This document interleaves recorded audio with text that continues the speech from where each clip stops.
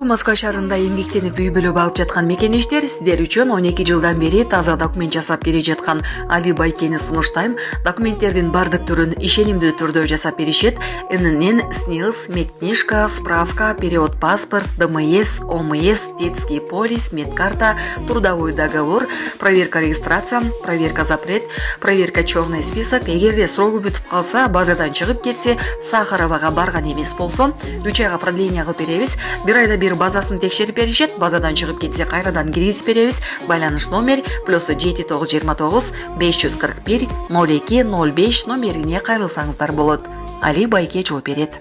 Өзбекстандын коопсуздук кызматынын башчысы Элеген кызматынан бошотулду. Коңшу Өзбекстанда мамлекеттик коопсуздук кызматынын төрагасы Абдусалом Азизов Элеген кызматынан бошотулду. Бул тууралуу өзбек басылмалар жазышты. Маалыматка ылайык, анын кызматтан кетүүсүнө президенттик администрациянын мурдагы кызматкери Комил Аламжановдун өмүрүнө кол салуу себеп болгон.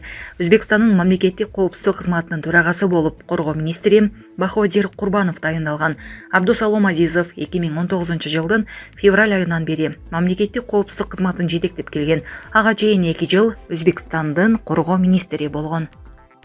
Белгилүү хирург Мамбет Мамакеев 97 жаш курагында каза болду. Медицина илимдеринин доктору, профессор, Кыргыз Республикасынын баатыры Мамбет Мамакеев 97 жашында дүйнөдөн кайтты. Бул тууралуу маалыматты дарыгердин жакындары тастыкташты. Мамбет Мамакеев 1927 жылы 1 октябрда туулган. Ал хирургия тармагында 67 жылдан ашык эмгектенген. Ошондой эле 250дөн ашык илимий эмгектин автору. Ондогон илимдин докторлорун жана кандидаттарын даярдаган. Манас ордени жана башка мамлекеттик сыйлыктар менен сыйланган. Мамбет Мамакеевдин аты Кыргызстандын улуттук хирургия борборуна берилген. Мамбет Мамакеев 2020 жылдын 29 февралында Гиннестин рекордтор китебине эң көп убакыт иштеген хирург катары катталган. Каналыбыздын жалпы эмгек жамааты Мамбет Мамакеевдин жакындарынын аза кайгысын тең бөлүшүп, терең кайгыруу менен көңүл айтабыз. Элон Маск өзүнүн дүйнөлүк рекордун жаңылады. Америкалык миллиардер X социалдык тармагынын ээси, SpaceX жана Tesla компаниясынын башкы директору Элон Маск өзүнүн рекордун жаңыртып, кайрадан дүйнөнүн эң бай адамы болду. Бул тууралуу чет элдик басылмалар жазышты. Маалыматка ылайык, жума күнү Урматтуу Москва шаарындагы мекендештер, эгерде сизди тиш оорусу тынчсыздандырып жатса, анда сизге Умбем клиникасын сунуштайбыз. Стоматология заманбап техникалык каражаттар жана материалдар менен камсыздалган. Жогорку даражадагы адистер өз ишинин сапатына кепилдик беришет. Хирургиялык стоматология, тиштерди кооздоп калыбына келтирүү. Кандай гана оор абалдагы тиш болбосун, оорутпай алып салабыз, жулабыз. Тиштерди кесипкөй чеберчиликте, гигиеналык тазалоодон өткөрөбүз. Брекет системабыз да бар. Имплантация жасайбыз. Протездүү, металлокерамика, цирконий жана башка түрлөрдү колдонуу менен сиз каалаган сапатта тиштериңиздерди оңдоп түзөп, салып жана тазалап беребиз. Биздин дарек Москва шаары, Нахимовский проспект метросу, Сивашская көчөсү 7 корпус 2. Байланыш номеру +7925 103 22 77. Элон Масктын таза байлыгы 347,8 миллиард долларга жеткен. Бул натыйжа жарым жартылай Tesla акцияларынын уланып жаткан өсүшүнө байланыштуу экени кабарланды. Ошондой эле Дональд Трамптын АКШдагы шайлоодогу жеңиши бизнесменди саясий көңүл чордонуна алып келген. Буга чейинки рекорд дагы дал ушул америкалык ишкерге таандык болчу. Тагыраагы 2021 жылы ал байлыгын 340,4 миллиард долларга жеткирип, дүйнөлүк рекорд койгон. Рейтингде 2-нчи орунда 219 миллиард доллары менен Джефф Безос турат. Токмокту катуу шамал болуп, ал мектептин чатырын учуруп кетти. Чүй облусунун Токмок шаарында катталган катуу шамалдан улам мектептин чатыры зыянга учурады. Бул тууралуу Өзгөчө кырдаалдар министрлиги кабарлады.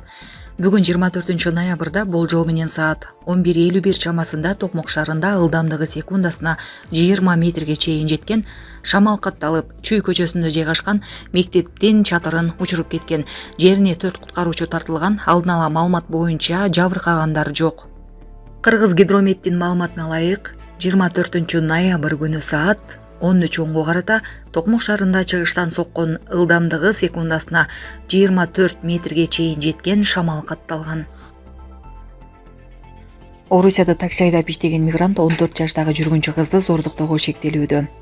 Орусияда такси айдоочусу болуп иштеген Орто Азиялык мигрант 14 жаштагы кардарын жеткирип, андан кийин аны күч менен зордуктоого шектелүүдө. Бул тууралуу орус басылмалары жазышты. Маалыматка ылайык, 28 жаштагы мигрант буйрутма аркылуу такси чакырган кызды барар жерине жеткирген. Андан кийин унаадан эле коркутуу жолу менен аны күчкө салып зордуктаган. Зордуктоого шектүү мигрант кармалды. Ал Орусиянын аймагында мыйзамдуу иштеп жүргөн. Эми ал 15 жылга чейин эркинен ажыратылат. Эрдоган эл аралык соттон Нетаньяхуну камакка алуу чечими боюнча үн катты. Туркиянын президенти Реджеп Тайип Эрдоган Израилдин премьер-министри Биньямин Нетаньяхуну камакка алууга ордер берген. Эл аралык кылмыш сотунун чечимин тайманбастык деп атады. Бул тууралуу ал Стамбулдагы эл аралык жарманкеде билдирди.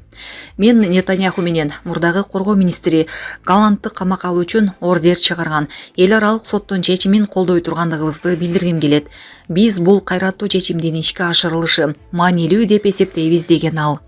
Эрдогандын айтымында Туркия Палестина мамлекетин таануу үчүн бардык күчтөрдү мобилизациялады жана Израилдин Палестинадагы геноцидин токтотуу үчүн да аракеттерди жасоодо.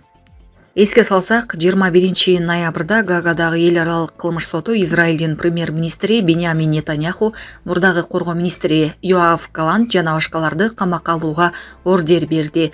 Сот Израилдин жетекчилигин Палестина аймактарында согуш кылмыштарын жасаган, анын ичинде ачарчылыкты курал катары колдонгон деп айыптады. Жактоочу Имамидин Ташев Бишкектеги СИЗО 1ге которулганын айтты. KG Group курулуш компаниясынын негиздөөчүсү Имамидин Ташев Бишкек шаарындагы СИЗО 1ге которулду. Бул тууралуу анын жактоочусу Самат Мацаков билдирди. Анын айтымында Ташев 21 ноябрда Юстиция министрлигине караштуу номер 31 мекемеден СИЗО 1ге которулган. Анын иши боюнча кийинки соттук отурум 26 ноябрда белгиленген. Беле кетсек 30 октябрда ишкер Имамидин Ташев тергөө абагында өзүнө кол салды деген маалымат тараган. Аталган окуя боюнча УКМК маалымат берип, Ташев коомчулуктун көңүлүн буруу максатында атайлап өзүнүн ден соолугуна залал келтирген деп билдирген.